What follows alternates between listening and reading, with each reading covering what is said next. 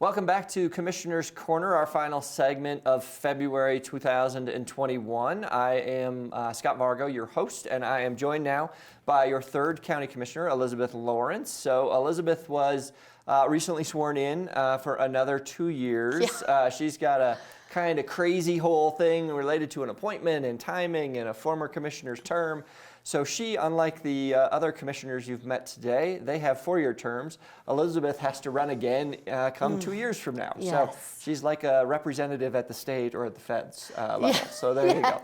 She's getting accustomed to it, you know, never out of campaign mode. So, yes, exactly. So Elisabeth, why don't you just provide a real quick intro reminder for everybody that's joining us, and then we'll talk a little bit about some of your priorities. Sure. Well, I'm glad to be back. I'm really grateful and happy to work with Josh and Tamara. I think we've started, we're trying to figure things out right now as we're settling in, and it's not a typical time for a new commissioner to start, right? We're up to our eyeballs in COVID still, 10 months later here, 11 months later, I guess. Yeah. And so we're still dealing with that, and it's really just 90 to nothing. I mean, there was no kind of break-in period. It's just we got to do it. And as far as priorities, a lot of what Josh and Tamara both said earlier, I echo those. Those are also similar priorities. I know we're all interested in this transparency piece, reporting out to the community, working with the community more. And then additionally, as always, childcare, housing. Those are topics that as long as we're a resort community, we're going to need to tackle those. And something I'm really passionate about. I'm really proud of our staff and what we've gotten done in terms of housing in the past 2 years. We have a brand new neighborhood that people are living in now in Dillon Valley that's so wonderful. And as we continue to work more on projects like that, look for opportunities, ideas on how we can further expand our housing stock here in Summit County. So I look forward to continuing to brainstorm on that. Yeah, wonderful, wonderful. We saved COVID for you. Okay. And so for all of our hardy listeners and viewers that have stuck around, we want to talk a little bit about COVID. It wouldn't be appropriate, I don't think, for us to do a show that's going to be running for a while where we wouldn't talk about it because of the impacts that it's had on the community and will continue to have. So Elisabeth, why don't we talk a little bit about vaccine distribution? I think that's one area where Summit County has been really a leader within the state in terms of how we've distributed vaccines. So talk a little bit about what we're doing and doing well. Sure. If I want people to know we've done one thing right, it's vaccine distribution here in Summit County. We are absolutely the leader in the state as far as getting vaccines out. We've done that so quickly, so efficiently, and it really goes back to planning. And smart that you guys years ago really invested in emergency management in Summit County long before any of our current commissioners came along, but that was a priority, and that turned out to pay off. It was like an insurance policy because here we were truly in an emergency and in a pandemic, and we had the staff and resources there to figure out how to do vaccine distribution on this really broad scale and not depend on our healthcare providers at the moment, but really take ownership and us do that. And so we have this wonderful drive-through pods. I was there last week on a day that 440 vaccinations were distributed. So it was a really big day, and it's such an efficient process. Now in Summit County, we got 1A done quickly. This 1B above the dotted line, which is those folks in our community 70 plus. Those were done really well, efficiently, quickly, etc. And so this week, we're excited across the state, vaccines will be opening to those ages 65 plus, as well as educators, and this includes childcare workers as well, a really important segment of our community. And so we will be working on that this week, something we're incredibly proud of. We know we're going to be able to get out more than our fair share. We've also been helping some of our surrounding neighboring communities. And we were so far ahead on vaccines, we aren't able to move forward. We have to stay within the tier that's set forth by the state. And so since we were ahead, we were able to help some of our neighbors, and I'm really proud of that. Yep. And huge shout out to all of the other partners. So public health, again, has done a wonderful job, and we've not relied on pharmacies or our healthcare system to be the sort of sole distribution point, which I think has been a huge bonus for Summit County in terms of how we've gotten it out.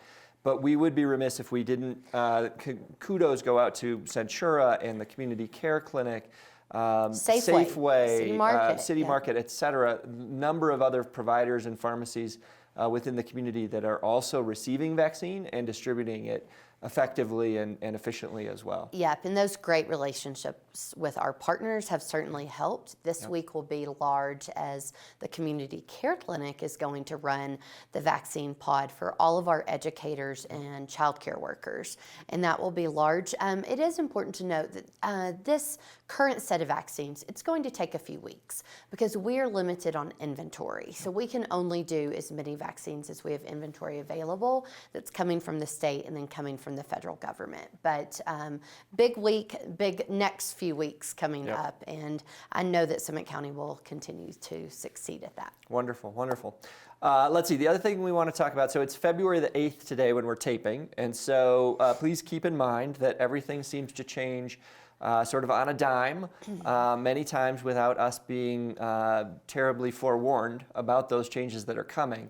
But we do want to talk about what's happening with the state and with the dial that sort of dictates where the restriction levels are, how that incorporates into our 5-star program. So Elizabeth, talk about that. Yeah, thank you. So the governor opened up on Friday. It was effective Saturday morning at 9 a.m. So this past Saturday, the 7th, 6th? Yep. Okay. And so with the new dial, it's called Dial 2.0. And they have told us, the state has said, we're expecting to receive still yet one more future dial.